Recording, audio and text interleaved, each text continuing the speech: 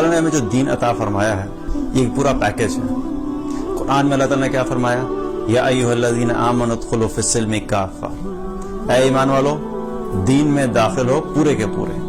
इससे क्या पता लगता है कि जो भी चीज अल्लाह ताला ने हमें दीन के तौर पे अता की है, हर चीज की वैल्यू है, हर चीज जरूरी है।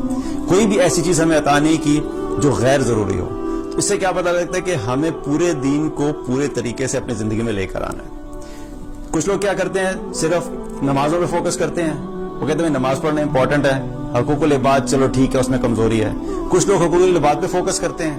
वो कहते हैं भाई इबादत तो इतनी जरूरी नहीं है, असल चीज तो हुकूकुल इबाद है। कुछ लोग मामलात में अच्छे होते हैं लेकिन इबादत में ठीक नहीं होते।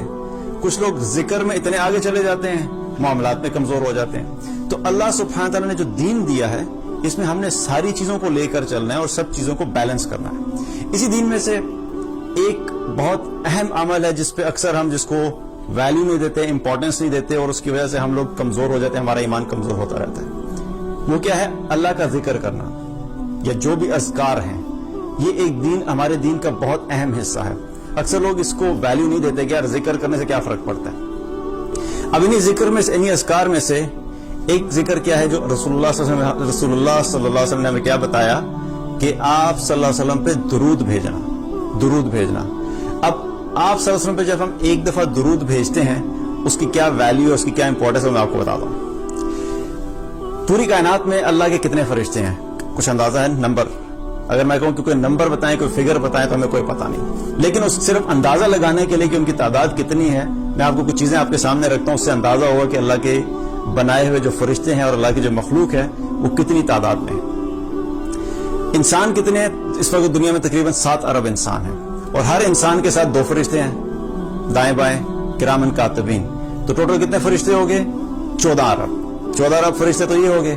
फिर इसी तरीके से एक हदीस में आता है, नबी सल्लल्लाहु अलैहि वसल्लम ने क्या फरमाया कि अल्लाह ताला के फरिश्ते जमीन पर घूमते रहते हैं और ऐसी मजालिस की तलाश में रहते हैं जिन मजालिस में अल्लाह की किताब पढ़ी जा रही हो, अल्लाह का जिक्र किया जा रहा हो, और ऐसी मजालिस को फरिश्ते घेर लेते हैं और फिर घेरने के बाद जमीन से लेके आसमान तक तांता बनाते हुए आसमान तक पहुंच जाते हैं। अब जमीन से आसमान तक कवर करने के लिए कितने फरिश्ते होते होंगे? लाखों, करोड़ों, अरब, खरब, कोई पता नहीं, लेकिन बहुत बड़ी तादाद चाहिए। और ऐसी मजालिस जो है वो एक तो नहीं होती, साइमल्टेनियसली पूरी दुनिया में लाखों के करीब ऐसी मजालिस चल रही होती हैं अल्हम्दुलिल्लाह, जहां पे कुछ मुसलमान बैठ के अल्लाह के दीन की बात कर रहे हो, अल्लाह का जिक्र कर रहे हो। हर मजलिस को फरिश्तों ने घेरा हुआ होता है। उन सारे फरिश्तों को आप टोटल करें तो कितने फरिश्ते हो गए? बहुत ज्यादा। फिर इसी तरीके से 7 आसमान है, 7वें आसमान पर बैतुल मामूर है। बैतुल मामूर क्या है कि जहां खाना काबा है जमीन पे, उसी के बिल्कुल ऑपोजिट, उसी के बिल्कुल ऊपर फरिश्तों का काबा आप कह लें। उस बैतुल मामूर में फरिश्ते तवाफ करते हैं, जैसे हम लोग जमीन पे खाना काबा का तवाफ करते हैं, बैतुल मामूर में फरिश्ते तवाफ करते हैं।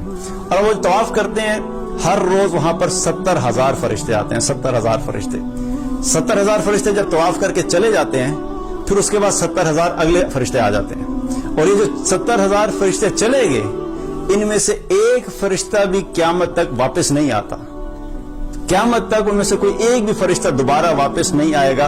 हर रोज नए 70,000 फरिश्ते अल्लाह ताला वहां पर भेजता है जो उसका तवाफ करते हैं। फिर एक रिवायत में आता है कि क़यामत के दिन जब जहन्नुम को घसीट कर लाया जाएगा, मैदान महशर में, तो उसकी 70,000 लगामें होंगी और हर लगाम को 70,000 फरिश्ते ने पकड़ा हुआ होगा। तो ये टोटल कितने फरिश्ते हो गए? 4 अरब 90 करोड़ फरिश्ते जो जहन्नुम को मैदान महशर में घसीट कर लेकर आएंगे। फिर लैलतुल कदर जो होती है, लैलतुल कदर में जिब्रील अलैहिस्सलाम जो मलाइका के साथ जमीन पर आते हैं, तो पूरी जमीन पर कितने फरिश्ते होते हैं? एक रवायत में आता है कि जितनी जमीन पर कंकरी हैं उन कंकरियों के बराबर फरिश्ते होते हैं। अब इन सारे फरिश्तों को अगर आप इकट्ठा करें तो जमीन के फरिश्ते, पहला आसमान, दूसरा आसमान, 7 आसमान तक, तो इनकी तादाद कितनी बनती है? अनलिमिटेड। कोई तादाद हम नहीं बताते, वल्लाहु आलम, अल्लाह बेहतर जानता है। लेकिन सिर्फ समझाने के लिए आपको बता रहा हूं कि मिसाल के तौर पे खरब फरिश्ते बनते हैं, खरबों की तादाद में फरिश्ते हैं। जब मैं और आप एक दफा रसूलुल्लाह सल्लल्लाहु अलैहि वसल्लम पर दरूद शरीफ भेजते हैं, दरूद पढ़ते हैं, तो एक रिवायत में आता है, तिबरानी की रिवायत है, आप सब ने क्या फरमाया कि जुम्मे के दिन मुझ पर कसरत से दरूद पढ़ा करो, कसरत से दरूद पढ़ा करो, क्योंकि آپ سے فرمایا کہ میرے پاس ابھی جبریل علیہ السلام آئے تھے اپنے رب کا پیغام لے کر، اور میرے رب نے کیا فرمایا ہے کہ جو شخص بھی آپ پر ایک مرتبہ درود بھیجتا ہے سارے فرشتے اس شخص کے لیے 10 مرتبہ رحمت کی دعا کرتے ہیں۔ اب یہ سارے فرشتے کتنے؟ یہ سارے خربوں فرشتے ایک دفعہ درود شریف پڑھنے پہ میرے اور آپ کے لیے 10 مرتبہ رحمت کی دعا کرتے ہیں۔ ایک دفعہ نہیں، 2 دفعہ نہیں، 10 دفعہ۔ اب خربوں فرشتوں کے ساتھ 10 دفعہ کو آپ ملٹیپلائی کریں تو کتنی رحمتیں ہوگی؟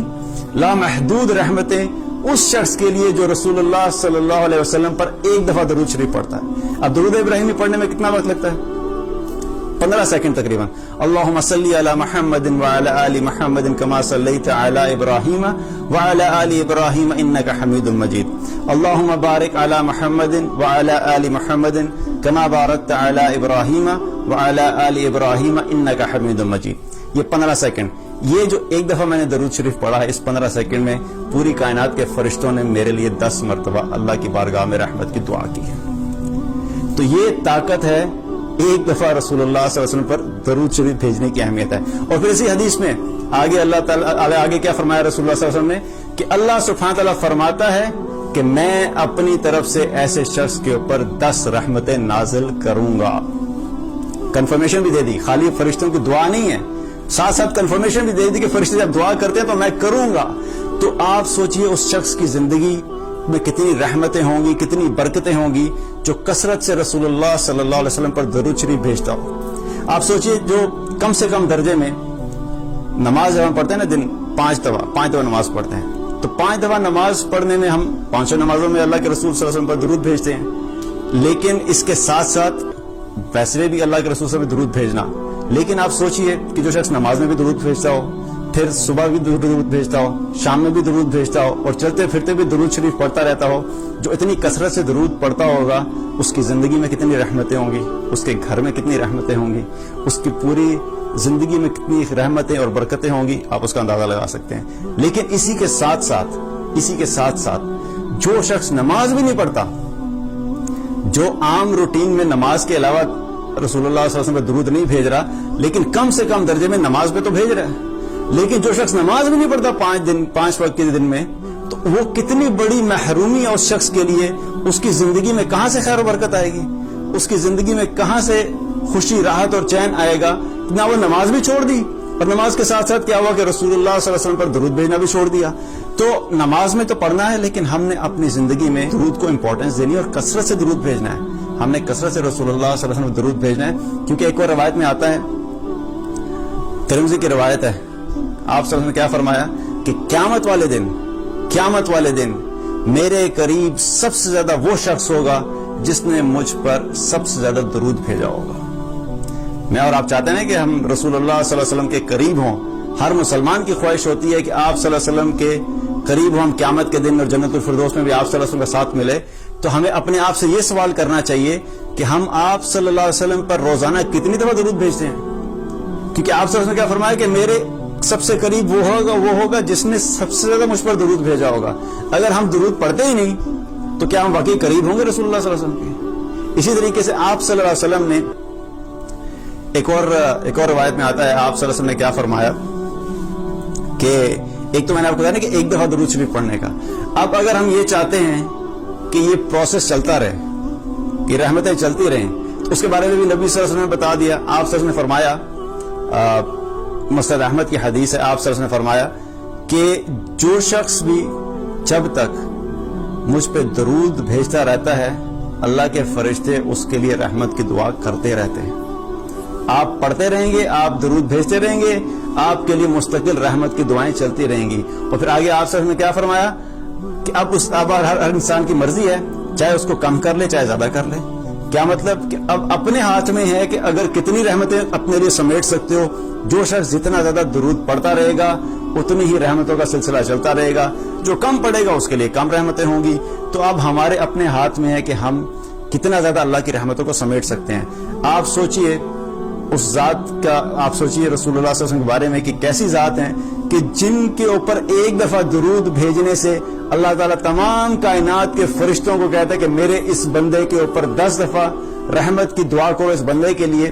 تو جو شخص رسول اللہ صلی اللہ علیہ وسلم کی زندگی کے مطابق زندگی بسر کرے گا اس کا کیا مقام ہوگا اللہ کے سامنے, اس کی زندگی میں کتنی خیر و برکت ہوگی. جو ہر معاملے میں رسول اللہ صلی اللہ علیہ وسلم کو اپنا آئیڈیل بنا کے چلتا ہے, جو ہر معاملے میں رسول اللہ صلی اللہ علیہ وسلم کو کاپی کرنے کی کوشش کرتا ہے, جو ہر معاملے میں رسول اللہ صلی اللہ علیہ وسلم کی زندگی کے مطابق اپنی زندگی کو ڈھالنے کی کوشش کرتا ہے, ایسے شخص کی زندگی میں کتنی خیر و برکت ہوگی اس کا آپ اندازہ لگا سکتے ہیں. تو جہاں پر ہم نے باقی اعمال پہ فوکس کرنا ہے, ہمیں اپنے اذکار میں درود شریف پہ فوکس کرنا ہے, کثرت سے درود بھیجنا ہے, تاکہ اس کے ذریعے سے اللہ تعالیٰ ہماری زندگی میں بھی دنیا میں بھی ہماری جو زندگی ہے, ہمارے گھروں میں, ہمارے آفیسز میں, ہم جہاں پر بھی, ہمارے بازاروں میں, جہاں جہاں بھی درود شریف پڑھا جائے گا, اللہ تعالیٰ اس جگہوں پہ رحمت نازل فرمائے گا. اور انشاءاللہ تعالیٰ اس کو قیامت کے دن ہمیں اللہ سبحانہ تعالیٰ رسول اللہ صلی اللہ علیہ وسلم کے قریب ہونے کا ایک ذریعہ بنائے گا. اللہ تعالیٰ ہم سب کو عمل کی توفیق عطا فرمائے.